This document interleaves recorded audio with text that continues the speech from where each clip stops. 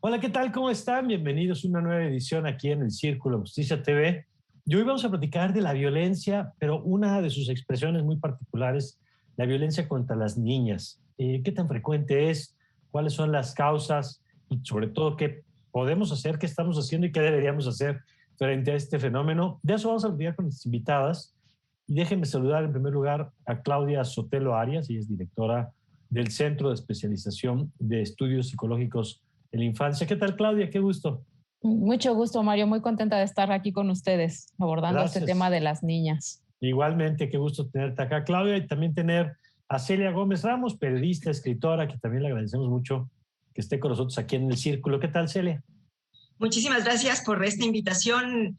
Creo que es un tema fundamental, la violencia contra las niñas. Creo que es parte fundamental para resolver muchos de las problemáticas como sociedad. Qué bueno que lo planteas de entrada así, Celia, porque primero en México tenemos un problema claro de violencia, pero a veces pensamos más en la violencia que pasa, por ejemplo, fuera de las casas, la violencia que tiene que ver más con crimen, con delincuencia, que es por supuesto un terrible problema en el país, pero poco a poco hemos ido entendiendo que esa violencia muchas veces es expresión de la violencia que ocurre en las casas, y hemos entendido que la violencia además, por supuesto, afecta a hombres y mujeres, pero no afecta igual a hombres y a mujeres, y en este caso a niños y a niñas. Y si te parece, empezamos por ahí, Celia. ¿De qué hablamos cuando hablamos de la violencia contra niñas? ¿De qué violencia particular hablamos? Como para poderla ubicar en nuestro mapa de los problemas que hoy tenemos. Claro que sí, hablamos de violencia física y de violencia psicológica. Hablamos de violencia, pues sí, desde la casa. Revisaba yo un documento de la UNICEF, el panorama estadístico de la violencia de niñas, niños y adolescentes.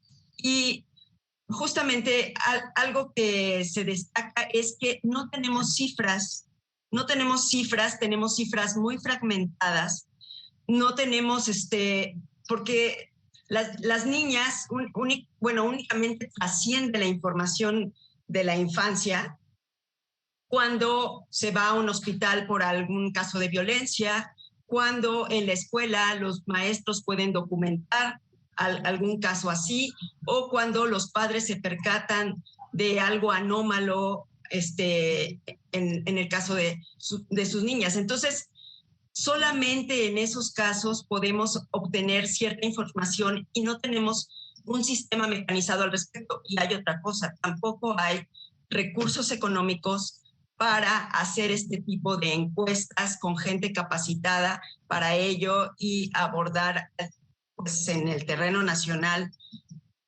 una situación de violencia hacia la niña, que la niña sufre más violencia desde la pues sí, desde casa, claro. desde casa por sus propios padres también. Sus propios padres la violentan porque ella a veces se tiene que hacer cargo de los niños de los hermanos más chiquitos, o porque la mamá es sumisa y el padre domina, y es una expresión que se va dando día a día y que va formando parte de ella. De acuerdo. Y siguiendo con esta línea que nos propone Celia, Claudia, yo quisiera detenerme todavía un poquito más en esto que apuntan. ¿Por qué hablar de violencia sobre las niñas o contra las niñas? ¿Y qué la hace particular al tema de la violencia, por ejemplo, que sufren los niños? Que no está de más decir, porque siempre hay quien dice, pero la violencia es una y es terrible. Claro que es terrible la violencia en cualquiera de sus manifestaciones, pero si no tenemos una comprensión de las particularidades de la violencia o del tema de género, y en este caso, como el tema de género, ahorita lo decía Celia, empieza desde la casa y desde la infancia a significar cargas o tratos diferenciados, pues no podemos, si no tenemos reconocimiento del problema, menos una solución. Entonces, ¿qué papel juega y qué particularidades tiene esta violencia de la que estamos hablando, Claudia? Sí, yo creo que Celia decía dos puntos que me parecen muy importantes, la violencia psicológica, ¿no? Y la violencia física, ¿no? De pronto yo quisiera ahondar un poquito en la parte de la violencia psicológica que empieza desde casa, ¿no? Y desde el contexto inmediato de las niñas, ¿no? O sea, llámense padres, hermanos, abuelos, familiares como directos y muy cercanos a la niña. Y van desde ponerle etiquetas, ¿no? Como que la califican como débil, sumisa, tú no hablas, tú no cuentas, ¿no? Hasta, ¿no? Estas expectativas de, bueno, no importa mucho si no estudias, no importa si no vas bien en la escuela, no importa si ahora que estás en clases en línea no te puedes conectar, porque en realidad ahí está ese mensaje oculto. En realidad tú no importas porque eres niña, ¿no? Yo creo que las niñas vienen cargando una serie de demandas y de expectativas de los padres, que a veces lo hacen siquiera sin darse cuenta, ¿no? O sea, de, bueno, esperan que sea feliz y que se busque un buen hombre y se case, ¿no? Y se vaya de casa y este buen hombre la pueda mantener. Yo creo que esto es uno de los mensajes ocultos que las niñas están recibiendo. Hoy, Mario, hay otro punto muy importante, ¿no? Donde las niñas pareciera que están hipersexualizadas, ¿no? O sea, hay otro grupo de niñas donde, bueno, parecieran mujeres adultas, ¿no? En chiquito, desde el tipo de ropa que eligen, ¿no? Los zapatos, el arreglo, están maquilladas, el tipo de música, ¿no? Que vienen escuchando también, a mí me parece que es una de las agresiones importantes hacia las niñas. A veces cuando son pequeñitas y empiezan a bailar esto del perreo y cosas así, ¿no? Como estos géneros musicales de hoy que está como muy en boga y muy resaltado la sexualidad, a papá y a mamá hasta les da risa, ¿no? De pronto hasta les da risa, ay, qué chistosa, ay, qué bonita, ay, qué curiosa, ¿no? Y van llevándolo a que vaya repitiendo estas conductas. Yo creo que todas estas son manifestaciones, ¿no? De violencia y de agresión psicológica a las niñas que vienen sufriendo, ¿no? El maltrato, las etiquetas, ¿no? Las expectativas, ¿no? Que siempre pareciera que van por detrás de los niños. Y este último punto que en los últimos años me parece que se ha incrementado, que es la hipersexualización, ver a las niñas como un producto, ¿no? Que además son expuestas a redes sociales, ¿no? O sea, está maquillada para su clase de ballet como una gran señora, pero en chiquito, ¿no? Y se expone, ¿no? También como si esta pequeña valiera por ese cuerpo, por esa ropa, por ese arreglo, por todo esto externo, ¿no? Que ya le están dejando ver. Tú tienes que ser como una cosa, ¿no? Que se tiene que exhibir y decorar y arreglar bonito para que pueda ser adquirida. Claro, que me parece importante esto que dice Claudia, no es que la música en sí misma sea culpable de nada, es el concepto de sexualizar a las niñas en este caso por el concepto que está o por cosas que giran alrededor de un género o de géneros en particular. Claudia, antes de regresar con Celia, yo quisiera también que nos des tu opinión sobre esto que ya apuntaba Celia de la falta de datos sobre el fenómeno, porque me parece importante, ¿no? Algo que hemos aprendido en muchos de estos programas es que lo que no se nombra, pues no se trata, ¿no? No se reconoce, no se atiende, no se destinan recursos. Y en este caso tenemos dificultades de entrada para nombrar el fenómeno. Ya lo estaremos desarrollando de cómo sí existen, ya empezaron ustedes a poner algunos temas sobre la mesa, pero no tenemos las cifras como podemos tener a lo mejor en homicidios o en el caso extremo en feminicidios, o donde tenemos ya como una radiografía un poquito más clara. En estos casos no la tenemos. Así es, no la tenemos. Yo creo que una denuncia y un dato queda registrado cuando yo ya voy al Ministerio Público porque alguien ajeno a la familia agredió, ¿no? Sexualmente, físicamente a la niña, ¿no? Creo que ahí es donde donde se pierde toda esta información, ¿no? Al ser tan, pues no sé si llamarlo tan sutil o tan permitido, ¿no? También tan normalizado, ¿no? Tan normalizada, esa es la palabra, no es denunciado, ¿no? Yo creo que las niñas, ¿no? Tienen que aprender a denunciar. Hoy no sabemos denunciar, ¿no?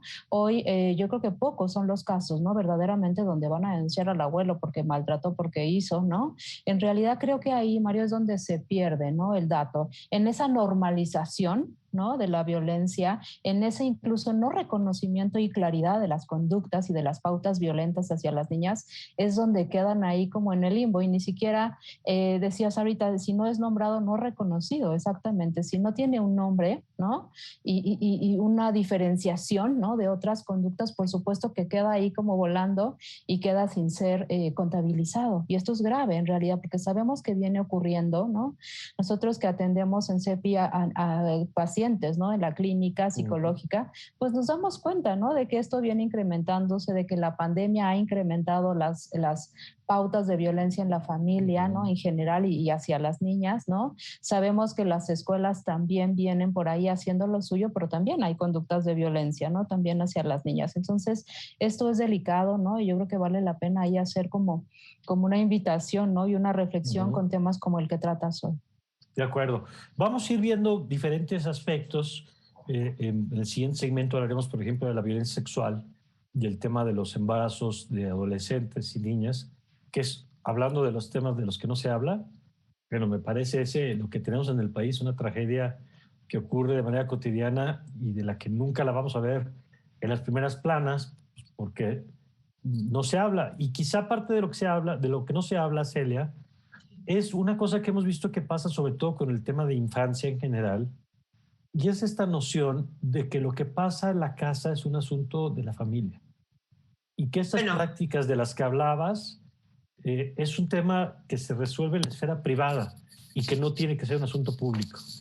Yo justamente recordaba una frase de Nacheli Ramírez, la presidenta de Derechos Humanos de la Ciudad de México, que dice: los asuntos de la infancia son asuntos públicos, no privados. Muy bien. Creo que ahí es a donde nos debemos enfocar, porque además de todo, el problema de la violencia hacia la niña es un problema de organización social.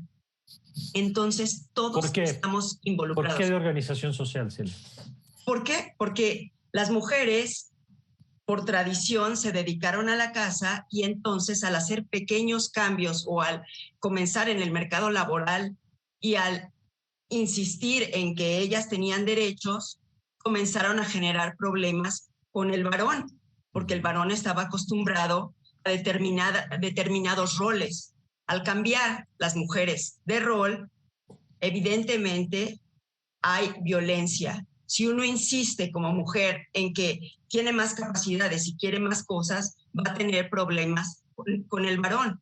Es toda una historia de machismo y es una cuestión ancestral. Entonces tenemos que ir modificando.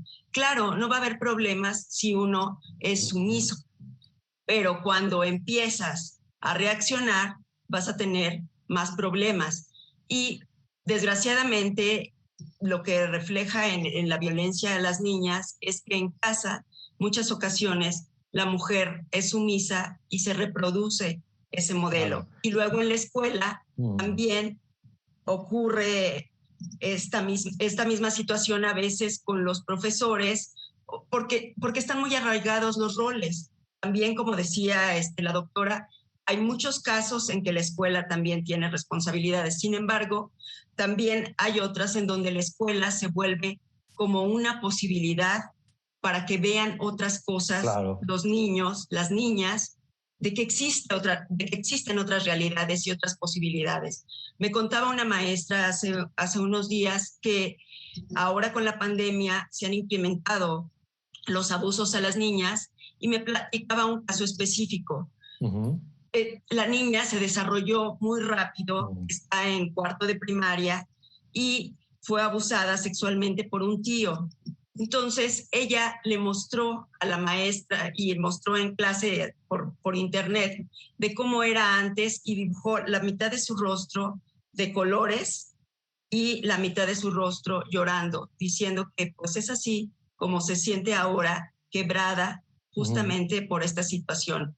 Entonces también quedarte en casa a veces es imposibilitar el ver el mundo y ver, claro, que hay más opciones. Claro, por eso era la importancia también de buscar las formas de regresar a la escuela durante este año y medio, porque lo hemos dicho aquí muchas veces.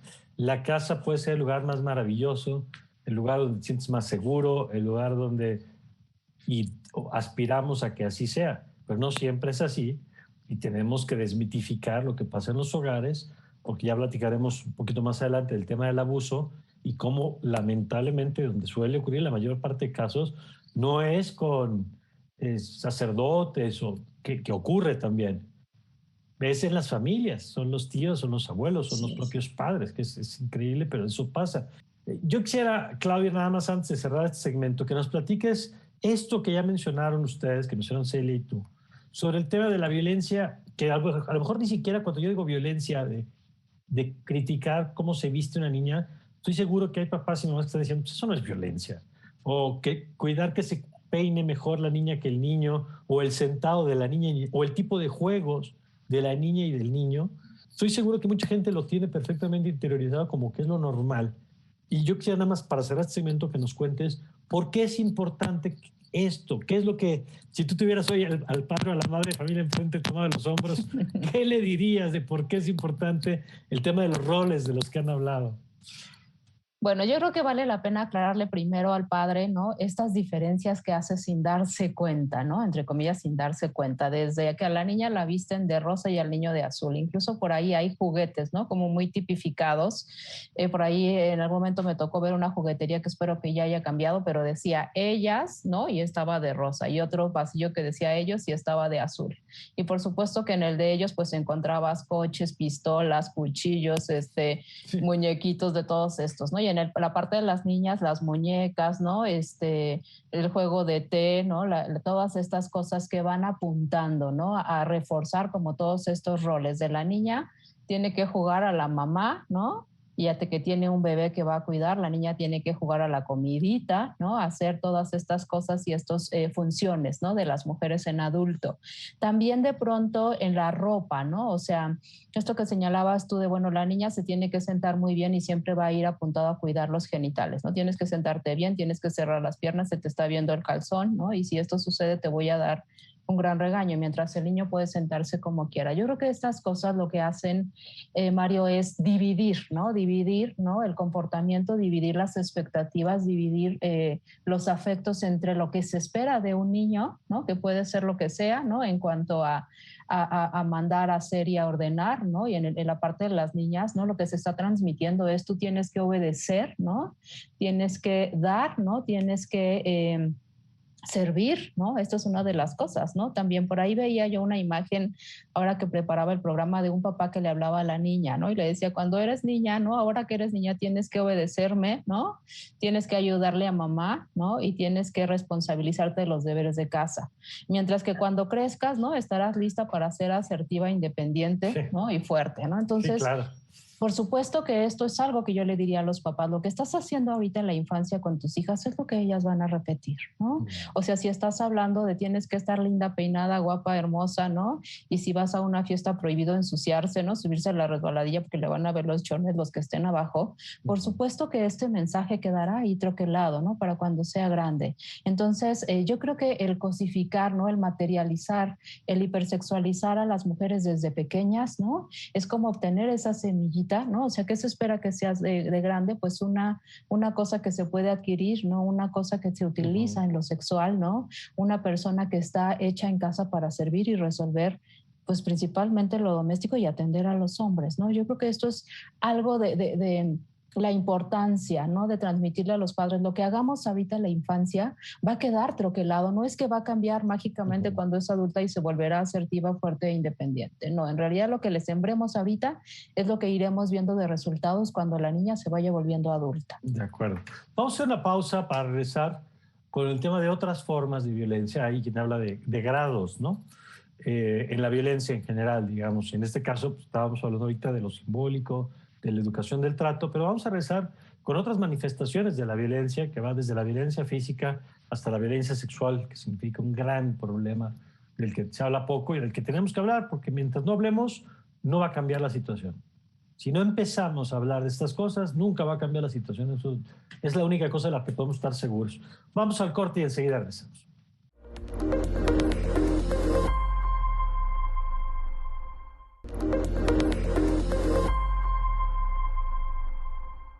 Estamos de vuelta y platicábamos en el corte, Celia, nos decían, ¿por qué si es tan obvio este machismo que reproducimos dentro de las casas o a veces, como decían, hasta en las escuelas, que es terrible, porque la escuela justamente debería servir, como bien decían ustedes, para romper, para tener un punto de distancia de lo que pasa a veces en las dinámicas familiares?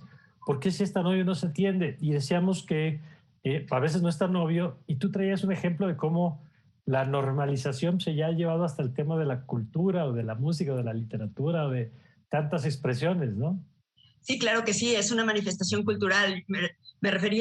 Recordé en ese momento, por lo que decía la doctora Claudia Sotelo, que en el siglo XIX Juan de Dios Pesa escribió el poema Fusiles y Muñecas, y que dice algo más o menos así: Juan y Margot, dos ángeles hermanos que embellecen mi hogar con sus cariños, se entretienen con juegos tan humanos que parecen personas desde niños.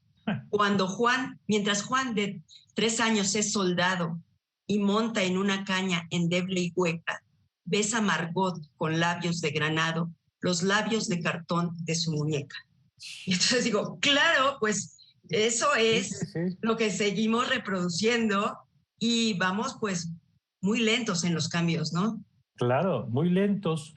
Y el problema es que vamos lentos, pero la violencia ahí está, Claudia. Yo quisiera que empezáramos a hablar de una de las expresiones más duras de la violencia, que es la violencia sexual. Hablabas tú de la sexualización de las niñas, y eso nos lleva inevitablemente a un tema del que yo insisto y le pido no le vaya a cambiar la tele, porque sé que no nos gusta hablar de estos temas, pero empezamos por hablar de embarazo adolescente, de niñas, de violencia sexual, porque es un problema donde México ocupa un lugar tristemente alto a nivel mundial. Claudia, empecemos si quieres por visibilizar este tema.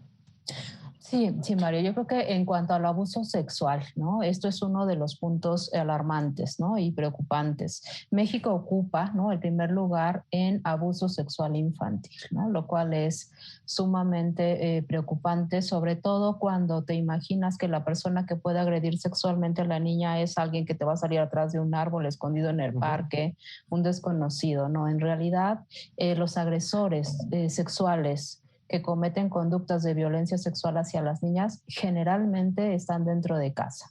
Es decir, el primo, el hermano, el tío, el papá, el padrastro, el novio de mamá, ¿no? Alguien de confianza que está ahí y que se aprovecha, ¿no?, de una situación de confianza con la niña para poder ejercer este acto de violencia sexual, ¿no? Entonces, pareciera también que está dentro de todo tapado, ¿no? Porque cuando pasa esto, las mamás y los papás se preguntan, ¿y ahora qué hacemos, no? Lo denunciamos, pero es el abuelito, ¿no? Pero es el tío, pero es mi primo, es mi compadre, ¿qué vamos a hacer, no? Y entonces pareciera que esto lo van resolviendo hacia el interior de las casas, ¿no? Hacia el interior de las familias, que puede ser como tal una violencia, una violación, ¿no? O bien, ¿no?, estos juegos, ¿no?, sexuales entre los hermanos mayores y las niñas pequeñas, donde de pronto las niñas son tocadas por el hermano y sucede lo mismo, no es denunciado, no es ni siquiera tratado, ¿no? Que es violencia sexual, es importante decir que la violencia sexual no solo es penetración, no solo es violación, como decía hace rato. Exacto, no necesariamente tiene que haber una penetración, ¿no? Es desde la tocó, ¿no? La estaba viendo, le pidió que le tocara el pene, que le tocara los genitales, y entonces esto pareciera que acaba negándolo, en algunos casos regañándolo, ¿no?, al hermano y dándole un pellizco para que esto no vuelva a suceder, o en el peor de los casos y frecuentemente culpando a la niña. Bueno, pues tú qué andabas haciendo por allá, si están todos los niños, tú a qué te fuiste a meter, ¿no? Pero bueno, tú qué hiciste, ¿no? También cómo participaste para que el abuelo o el tío haya tenido esta conducta. Y además, perdóname, Claudia, que te interrumpa ahí, pero de este tema que hemos tenido oportunidad de hablar en este programa, importante señalar que no siempre la violencia sexual es violenta en el sentido, como decías, de la agresión del extraño en la calle, sino que puede haber un proceso donde se mezcla la emoción, un engaño, una manipulación del cariño, de los afectos que pueden tener las niñas, ¿no? Exacto. De pronto, una conducta de violencia sexual hacia la niña viene como rompiendo un lazo de confianza, ¿no? De bueno, yo soy tu tío y tú eres mi sobrina favorita. Empieza a ser como un intercambio, ¿no?, de cosas desde afectivas, ¿no?, hasta cosas materiales. Te voy a comprar, te voy a dar, ¿no? En este clima yo te podría decir como positivo, ¿no?, acercándose a la niña, o por el otro lado haciendo amenazas, ¿no? O sea, si tú le dices a tu mamá, yo voy a decir que tú tuviste la culpa y nadie te va a creer. Si tú le dices a papá, yo voy a decir que tú fuiste quien lo hizo, ¿no? Si tú, como estos tipos de violencia, de amenaza, ¿no?, donde se lleva a la niña a ocultar y a callar, ¿no? Entonces, los agresores sexuales, ¿no?, de las niñas pueden utilizar estos dos recursos, ¿no? El camino de el convencimiento, la cercanía y la manipulación, por supuesto, ¿no? O el otro lado, nos podemos ir ir por el lado de las amenazas, ¿no? De los castigos y decir, nadie te va a creer. Entonces, esto de pronto pareciera que confunde más a la niña, ¿no? O sea, ¿por qué si yo soy la favorita de mi tío, no tengo que hacer esto para que me siga queriendo, ¿no? O yo me voy a sacrificar para que mi papá, ¿no? Siga conservando su trabajo, para seguir como un sacrificio, ¿no? Que a veces también en esta parte de las amenazas es el mensaje que la niña dice. Si tú lo dices, algo muy malo le va a pasar a tu familia, ¿no? Yo voy a hacer que una cosa terrible les pase. Entonces, estas son la mayoría de los casos, ¿no? Cuando es una persona cercana a la niña, los recursos que utilizan, la cercanía y el chantaje o las amenazas y el castigo. De acuerdo. Celia, y aquí el problema que tenemos es que además justo esto se mantiene mucho en la esfera privada, como ya han dicho ustedes. No hay cifras, no es visible muchas veces, aunque las secuelas, por supuesto, ahí están en esto que nos contaban, el caso, ¿no? De esta niña que es el del dibujo. Sí, claro. Pero hay una manifestación pues, muy visible de esto, que es el embarazo de niñas, de adolescentes, que es también, así como decía ahora Claudia, si el tema del abuso sexual infantil es uno de nuestros principales problemas, bueno, pues el embarazo infantil y adolescente es otra de sus manifestaciones. Sí, hace unos años en México las chicas entre 15 y 17 años eran las que tenían mayor cantidad de embarazos, pero a últimas fechas, los últimos 5 años, son las niñas entre 10 y 14 años las que con más embarazo, y pues se puede decir es infantil. Es 17 embarazos, 17 nacimientos diarios. Hay 17 nacimientos diarios de niñas en esas edades.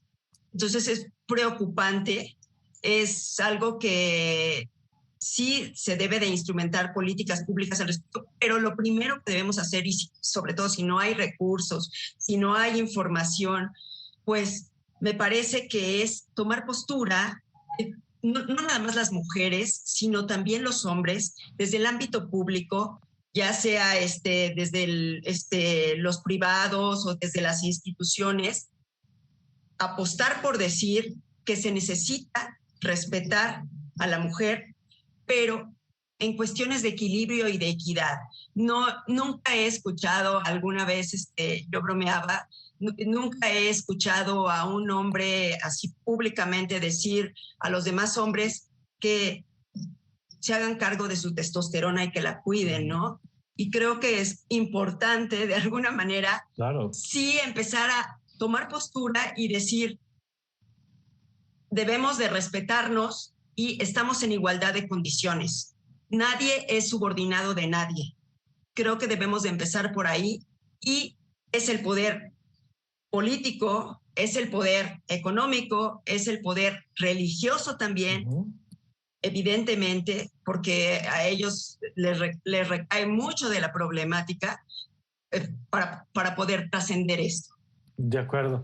Y ahí, Claudia, yo quisiera conocer tu perspectiva de este problema primero, del embarazo de niñas y adolescentes, que habrá a lo mejor casos donde pues, son dos adolescentes, ¿no? Compañeros de escuela, a lo mejor, parejas, digamos, pero más en igualdad de circunstancias, donde el tema puede ser un asunto de educación sexual, evidentemente, ¿no? De entrada de educación sexual y a lo mejor de acceso también a anticonceptivos, es decir, hay muchos temas, depende obviamente ya la edad conforme ha avanzado, pero puede ser un tema de información y educación, como apuntaban, un tema de acceso, pero aquí estamos hablando en particular no de la circunstancia entre pares, digamos, sino en los temas de abuso, que también está, digamos, es una expresión más de lo que ya apuntabas tú hace rato, de los abusos dentro de las casas. Sí, yo creo que otra forma de maltrato hacia las niñas, ¿no? Es no darles información sobre sexualidad, ¿no? O sea, de pronto pareciera que esta gran plática, ¿no? De la que tanto se habla y de la que incluso se bromea, ¿no? De, bueno, papá y el hijo tienen que tener esa plática, ¿no? De sexo, ¿no? Porque ya está empezando a crecer. Con las niñas pareciera que no lo hay, ¿no? En realidad. Y si a esto le sumas esta parte de la sexualización y del acelerar a las niñas, ¿no? Porque de pronto pronto esa hipersexualización lo que lleva es a llevarlas a crecer muy rápido. O sea, si tienes 5 o 6 años y la estás vistiendo como una chiquita de 18, no una adolescente de 18, por supuesto que el mensaje inconsciente que le estás mandando es, ándale, crece y crece rápido. Y además crece sin información y sin acompañamiento por parte de tus padres, ¿no?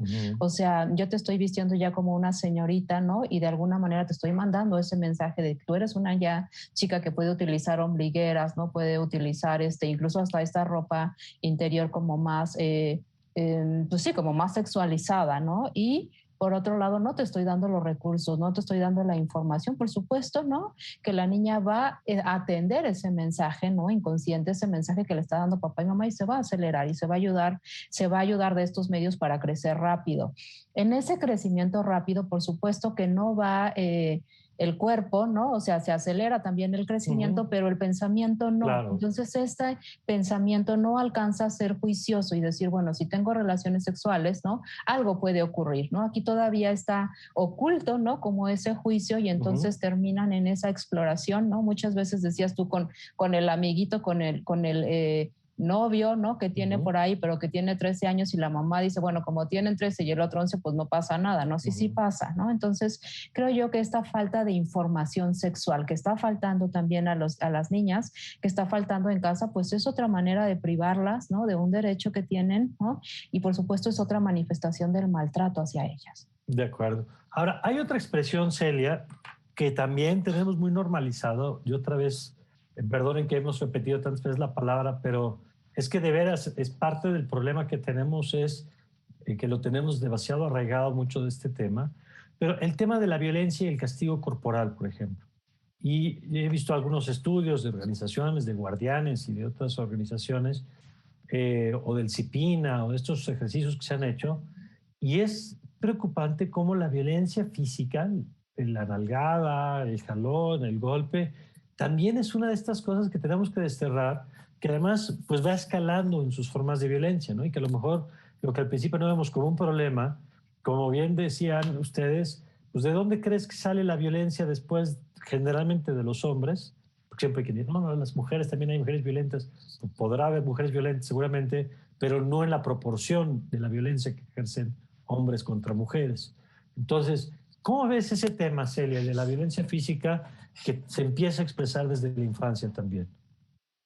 Bueno, la violencia física, según reviso, pues es más hacia el varón que hacia la niña.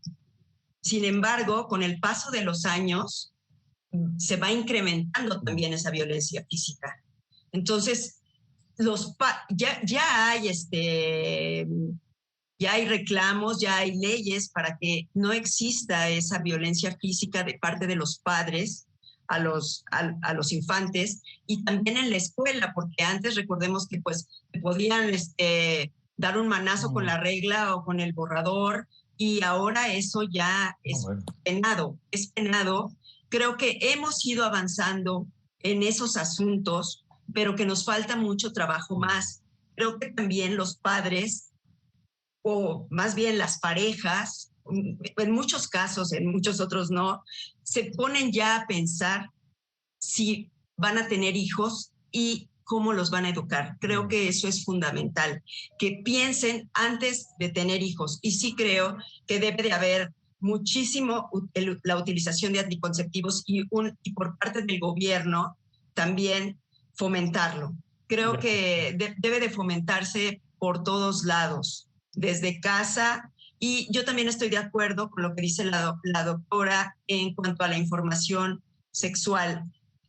Creo yo, y estoy trabajando desde hace unos años en un libro que se llama Con M de menstruación, y es para niñas y niños, justamente. Creo que a partir de los cambios hormonales se dan muchísimas desigualdades por desconocimiento, porque lo tomamos como tabú, como algo vergonzoso, la niña se siente infravalorada, la cuestión de la sangre le genera muchos problemas, avergonzada, y los niños se ríen. Y bueno, cada uno tiene sus procesos, pero es importante que los veamos de una manera sana y a tiempo. No les informemos después de que ya ocurrieron esos cambios. Creo que eso puede hacer una sociedad más justa, niñas y niños mejor dotados, con autoestima más alta también.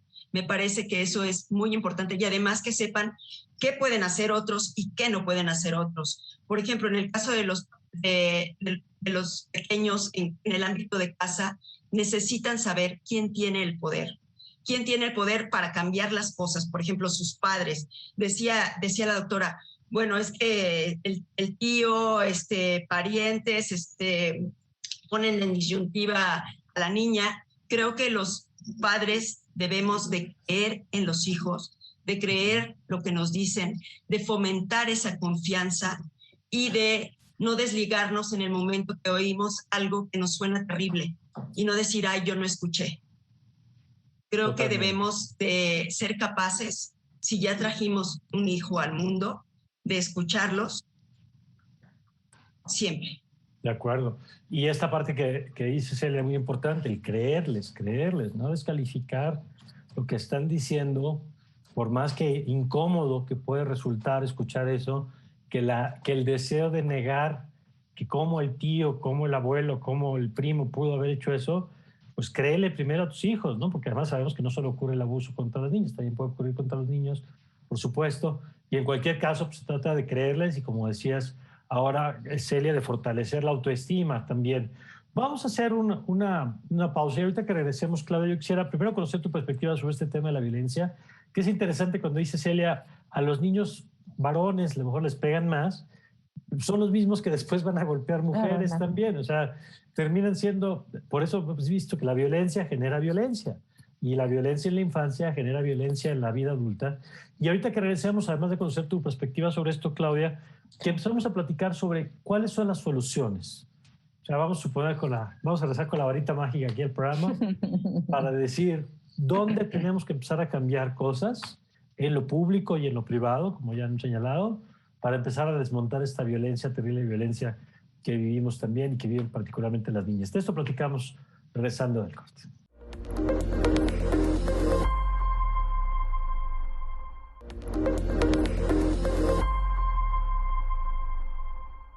Estamos de regreso, Claudia, y quisiéramos escuchar tu perspectiva sobre este tema. Ya hablabas de la violencia sexual, ya hablabas de la violencia simbólica, y yo quisiera ahora conocer tu perspectiva de esta forma de violencia, del castigo corporal, de los golpes, de lo que vemos que también pasa. Eso es algo muy interesante, Mario, porque todos sabemos hoy que hay muchas restricciones, incluso todas estas leyes, ¿no? Sobre el cuidado y los derechos de los niños, ¿no? Hoy los padres no tienen claro, ¿no? Que no deben, ¿no? Entre comillas, te podría decir golpear al niño, ¿no? Ejercer este tipo de violencia física. Sin embargo, también está en su cabeza esta idea de, bueno, si a mí me lo hicieron y no estoy traumado, ¿no? Yo tengo derecho a hacerlo. Si a mí me daban el pellizco, el jalón o me daban un cinturonazo y soy hoy un gran abogado, ¿no? Oye, Claudia, pero además perdóname que te interrumpa porque si a mí me lo hicieron y yo no tengo problemas, tengo problemas de consumo de alcohol y a lo mejor voy por mi cuarto matrimonio y a lo mejor soy un neurótico y pero yo salí bien, ¿no? O sea, nos cuesta mucho asumir que claro que tuvo consecuencias. Claro, te dicen, soy un gran abogado y salí adelante, ¿no? Pero en realidad tú lo observas y dices, bueno, tiene amedrentada y es violento con la esposa, ¿no? Es alcohólico. La señora que le pegaban, ¿no? Cuando era niña y no tiene ningún trauma, ¿no? Como de pronto ellos te lo dicen, pues ves que no puede ni hablar, ¿no? O sea, que se le dificulta, que tiene miedo, que es temerosa. Entonces, yo creo que esto es algo que sucede mucho, ¿no? Decir, bueno, un pellizco, incluso hay como este dilema de una nalgada a tiempo, ¿no?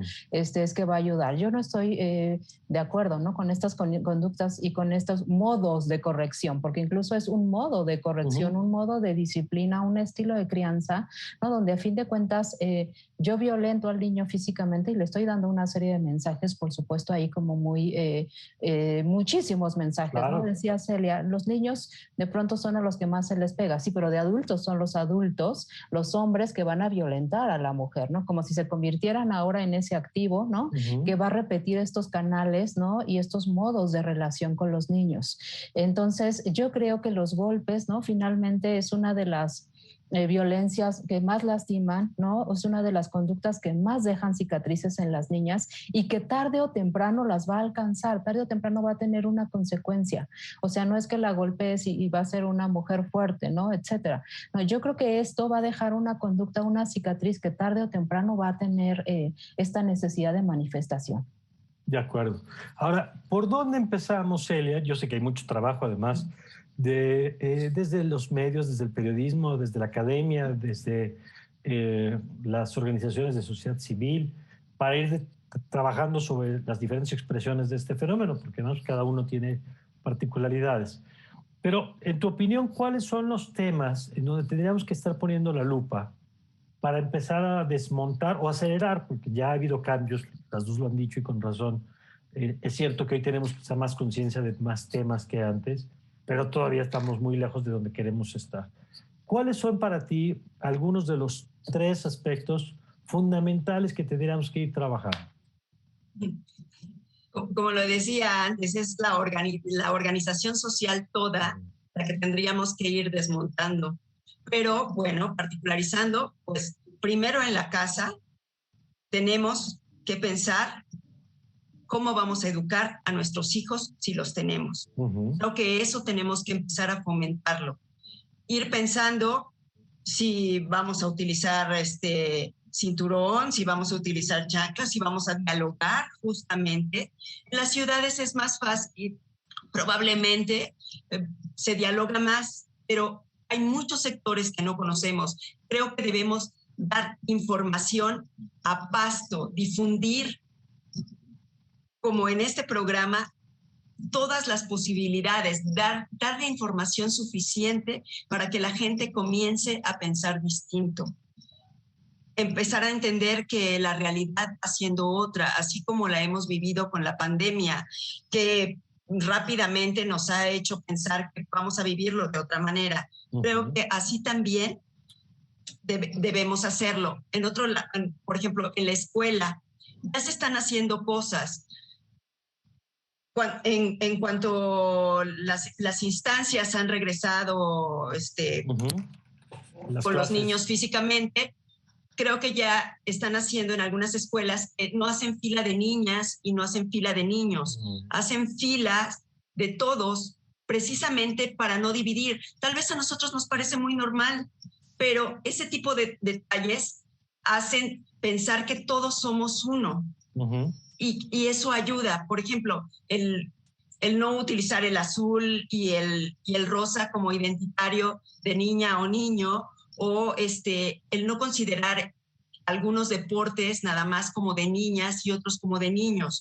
El ballet también es de niños, el básquetbol también es de niñas, el béisbol también es de niñas, etcétera. Todos son pequeños cambios que podemos ir haciendo para esto. Y lo que decía también, y que me parece fundamental, bueno, todavía no están las políticas públicas, bueno, todavía no tenemos las cifras, bueno, todavía no tenemos los recursos, pero sí sabemos que hay un problema. Entonces, ¿qué podemos hacer? Pues desde la esfera pública, desde la presidencia de la República, es más, hacia todas las instituciones y el mismo sector privado, los hombres deben manifestarse en pro de la igualdad de género y en pro de la defensa de los derechos de la mujer y de la no violencia. De acuerdo. Que me parece fundamental esto que apuntas de que los hombres nos involucremos en el tema. Yo recuerdo hace poco cuando se dio la controversia de un candidato allá en Guerrero que tenía acusaciones de abuso, y yo leía gente que decía, ¿y dónde están las mujeres protestando? Y yo decía, ¿y como por qué tendrían que ser las mujeres las únicas que protesten cuando es un tema que tendría que ser de interés? Pero esta idea de que son temas de mujeres, como si los hombres no fuéramos responsables por lo menos, o corresponsables por lo menos, de cambiar muchas de estas cosas. Y ahí, Claudia, yo te diría, ¿cómo acelerar este proceso? Me gusta lo que plantea Celia, de decir, bueno, vamos desmontando todos estos estereotipos, estos prejuicios, estos roles, todo este tema de género que todavía que se resiste a pensar que existe, o peor, que piensa que es la naturaleza como si la naturaleza asignara básquetbol y ballet, como decías hace rato. ¿Quién sabe qué? La naturaleza, por mecanismos misteriosos, nos separa en actividades, ¿no? ¿Cómo se da ese proceso? Empezamos por ahí y ahorita voy contigo, Claudia, también con el tema de las instituciones, lo que decía Celio. O sea, ¿qué le toca a la SEP? ¿Qué le toca? Para que no sea un asunto nada más de buenahondismo ni de toma de conciencia individual, sino que sea un tema social, porque es un problema social. De difusión. Uh-huh. Sí, creo yo que podemos empezar desde casa, ¿no? No dividiendo entre niños y niñas, ¿no? No puntualizando y no haciendo más grandes estas diferencias, ¿no? De género. Entonces yo creo que papá y mamá pueden sumar, ¿no? Y la niña puede estar vestida de azul, amarillo, rojo, morado, ¿no? Del color que más le guste. Puede utilizar falda short, lo que también, ella venga eligiendo, como darle este micrófono, ¿no? Donde la niña puede opinar, ¿no? Donde la niña puede ser escuchada. Y yo creo, Mario, que es fundamental enseñarle a las niñas desde casa a decir, no, esto no me está gustando, esto no te lo permito. Hasta aquí me estoy sintiendo lastimada y rebasada, ¿no?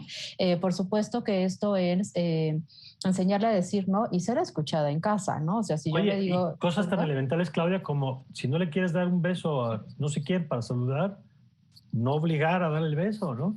Exacto, escuchar, recibirle esas emociones y esas decisiones. Si la niña dice, no le quiero dar beso a mi abuelito porque no me agrada, ¿no? Decirle, ok, está bien, en algún momento, ¿no? Lo retomamos el tema, ¿no? Para ver qué es lo que viene sucediendo con esa persona que la niña no quiere saludar. Yo creo que también, Mario, hay que enseñar a las niñas a denunciar, ¿no? O sea, denunciar. Nosotros trabajamos mucho con papás, ¿no? En talleres, ¿no? Con papás y les transmitimos esta idea, ¿no? Comenten con sus hijas, siempre va a haber un adulto responsable donde ella esté. Si es en casa, pues está el papá, está la mamá, si es en la escuela seguro está el maestro, si es en una clase extraescolar seguro estará el encargado del grupo. O sea, tú di no, si esto no funciona, denuncia, ¿no? Denuncia, esto no me está gustando y esta persona, ¿no? Este compañero, esta compañera me está lastimando, ¿no? Yo creo que esto es otro de los puntos, darle esperanza a las niñas de que la denuncia, ¿no? Va a ser escuchada. Esto es algo fundamental, porque de pronto también mandamos el mensaje de, bueno, ¿y para qué voy a denunciar si no van a hacer nada? No, si tú denuncias lo que sucedió en la clase de básquetbol, en entrenamiento de voleibol, seguro que el entrenador tomará cartas en el asunto, ¿no? Y buscará una solución. Entonces yo creo que es no dividir los roles, ¿no? Enseñarles a las niñas a decir no y transmitirles que la violencia, ¿no? Es algo que va a tener esperanza y que le va a ayudar a resolver también este maltrato que ha venido sufriendo. De acuerdo. Y yo quisiera, nos quedan algunos minutos, pero por ejemplo, platicar, Celia, de un tema, del papel de los medios en todo esto que hemos discutido. ¿Cómo lo ven ustedes? ¿Qué rol nos toca a quienes estamos en los medios de comunicación? Ya has dicho tú el tema de la visibilidad, ¿no? Con un programa como el que hoy estamos platicando. Pero ¿cómo los ves? Porque a veces pareciera que tenemos una responsabilidad en mucho de lo que ustedes han estado explicando a lo largo de este programa. Por supuesto, quienes estudiamos periodismo tenemos una función social. Entonces, si realmente queremos cambiar las cosas, debemos de pronunciarnos al respecto y debemos de buscar la información pertinente siempre, cruzar información y dar la posibilidad de que la gente esté informada. Vamos a lo mismo, no nada más las mujeres estamos en esto, están también los hombres, todos estamos en esto. Y pues como comunicadores, la responsabilidad creo que es mucha. Creo que es mucha desde hacer, insisto, que el presidente de la República diga que no las mujeres son las que nos tenemos que dedicar a los cuidados, por ejemplo. Creo que tenemos que ir cambiando eso. Creo que esa debe de ser la apuesta. Yo me quejaba mucho de que, por ejemplo, el Día de la Mujer, las mujeres hacen eventos entre mujeres. Creo que la solución es que hombres y mujeres estemos en las soluciones cuando hombres y mujeres estamos en las problemáticas. Solamente así se resuelven las cosas. Absolutamente, es como, es absurdo esa lógica que tiene razón, la tenemos muy interiorizada, ¿no? Casi medios para mujeres, portales de noticias de mujeres para mujeres, como si hubiera sitios de noticias de hombres para hombres. Y por otro lado, Mario, noticias, los portales de mujeres o esas secciones de mujeres hablan fundamentalmente de lo que decía la doctora, de hipersexualización, de cuestiones de belleza, pero no se tocan temas de fondo y trascendentes. Eso sería una de las cosas fundamentales a cambiar. Yo quisiera ahí conocer tu perspectiva sobre esto, Claudia, y conocer también el tema de la autoridad, porque yo creo que decía ahora Celi con razón, cuando el presidente López Obrador dijo en el marco de la pandemia que la mejor política era casi tener hijas, ¿no? Porque eran las enfermeras las que cuidaban en casa, y el presidente creo que ahí reveló pues, un problema de la formación, no sé si un tema generacional, aunque no solamente en esa generación existe ese pensamiento, ¿no? Existen todas. Pero en efecto, la palabra de las autoridades tiene un peso simbólico importante y por eso desde ahí se tiene que señalar, pero va más allá de eso. Tiene que ver con presupuestos, tiene que ver con política educativa. ¿Sí? ¿Cuál es la tarea que tenemos pendiente, Claudia? Yo creo, Mario, que primero generar conciencia, ¿no?, de este problema como un problema social, ¿no? La violencia hacia las niñas es un problema social. Por otro lado, también concientizar que esto viene ocurriendo, ¿no? Yo creo que si lo mostramos, si lo hablamos, ¿no? Por supuesto que vamos a ir dejando de negarlo como si no ocurriera, ¿no? Yo creo que vale la pena que las autoridades vean y se hagan responsables, ¿no?, también de su parte en cuanto a este tema, que dejen de ocultarlo, de borrarlo y también a veces como hasta de esconderlo, ¿no? Yo creo que eso sería uno de los puntos y por supuesto empezar a generar campañas de difusión y de información, ¿no?, donde vayamos todos como sociedad entendiendo que esto no es algo esperado, ¿no?, que las mujeres en realidad y los hombres no tienen las mismas capacidades, los mismos derechos, ¿no?, las mismas aptitudes, ¿no?, y por supuesto el mismo lugar dentro de la sociedad. De acuerdo. Y en ese sentido, Claudia, si tú tuvieras ahorita la varita mágica, es decir, 3 acciones que tú recomendarías hoy que se implementen, ¿cuáles serían? Pues mira, yo creo que la información, Mario, sería fundamental, ¿no? La otra es enseñar a todos, ¿no?, en realidad a las niñas y a los niños a decir no. El otro es trabajar desde casa, ¿no? Esto es algo que se viene trabajando o que se tendría que trabajar desde casa, desde la infancia, ¿no?, para parar esa repetición. Me parece que voy en 3, ¿verdad? Bueno, denunciar, ¿no? Denunciar con esperanza de que algo va a suceder, ¿no? Y por supuesto poder transmitir también que las niñas van más allá de lo físico. Las niñas son la suma de pensamientos, ¿no?, de conductas, de fortalezas, ¿no?, y dejar de materializar a las niñas como si fueran una cosa. De acuerdo. Celia, una idea final, por favor, para despedirnos. Sí. Se dice que las niñas, siendo muy pequeñas, hablan mucho, pero no se habla de lo importante. Creo que debemos darles la voz y permitirles alzarla.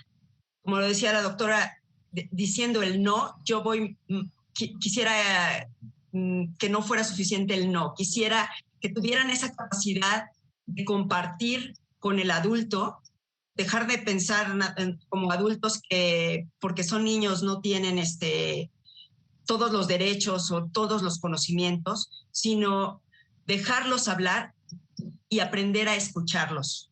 Hay una frase que me gusta mucho de Mónica Ojeda y que dice: todo el que escucha tiembla. Y es cierto, porque a veces lo que te dicen te simbra. Creo que es muy importante aprender a escuchar y aprender a observar. De acuerdo. Pues yo les agradezco mucho por haber traído aquí el tema a la mesa en el círculo. Seguiremos platicando, por supuesto, de esto. Creo que han puesto varios aristas desde la que somos más conscientes a las que tenemos que ir tomando cada vez más, darnos cuenta de nuestras propias conductas. Debemos de pensar que quien hace la violencia siempre es otra persona.